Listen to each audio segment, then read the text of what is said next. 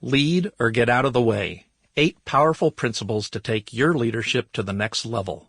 Written and narrated by Gary J. Vien. I dedicate this book to all the teachers in my life.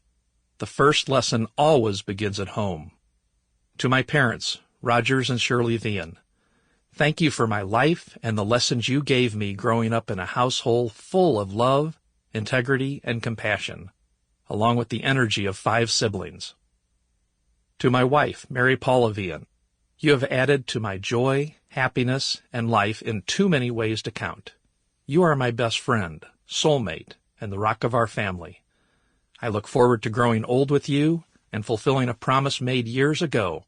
Life will always be an adventure. All my love always.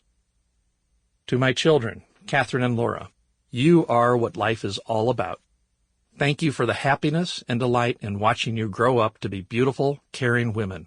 I love you deeply. Introduction. If your actions inspire others to dream more, learn more, do more, and become more, you are a leader. John Quincy Adams. 3 events in my life sum up how I became who I am today. They provided my significant moments of learnings, aha moments, and leadership nudges defining my future. I will attempt to tie these 3 events together: bookmobile, little brown journal, and cocktail parties. Bookmobile. Growing up in Middle America, I spent my summers at the pool, exploring the town on a bicycle with my friends, and dreading the mandatory summer reading from our school. I never really liked the latter. We were told it was good for us, and it was something to keep our minds growing as we moved up to the next class. These words went in and out of my ears as a 9-year-old. It was one of the last things I wanted to do, yet it was part of the summer ritual, and everyone in the school was expected to participate. This year, when the bookmobile arrived at school, I picked out a biography about Benjamin Franklin. I couldn't put it down.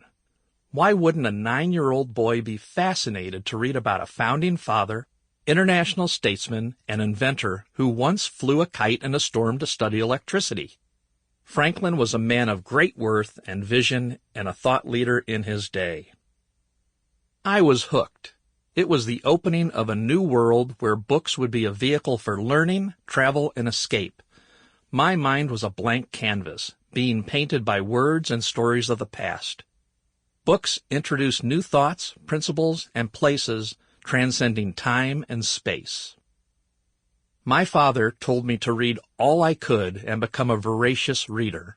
He encouraged me to enjoy and study books with a variety of genres, to become well-rounded and interesting, whatever that meant. Little Brown Journal. When I was 12, my father gave me a little 6x9-inch brown blank journal. He told me to fill it up with things of interest, words to remember, and thoughts to ponder. What was he thinking? After all, I couldn't help but think I was only 12. I didn't have any thoughts or know what I wanted to remember. What I did have was a couple of things going for me. I was curious and full of energy. I wanted to know how things worked, how inventors invented, and what made people act and do things they did. What would be the first thing to write about in my new journal?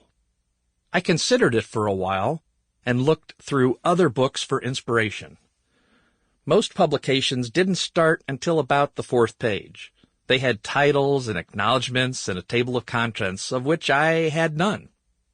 With that, I turned to page 4 and stared at a blank page. Nothing. I had nothing. I closed the journal.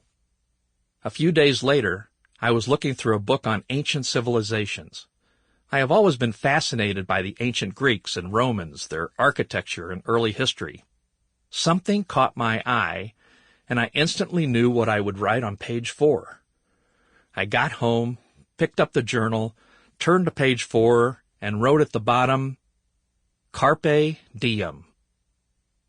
Carpe diem is a Latin phrase meaning seize the day.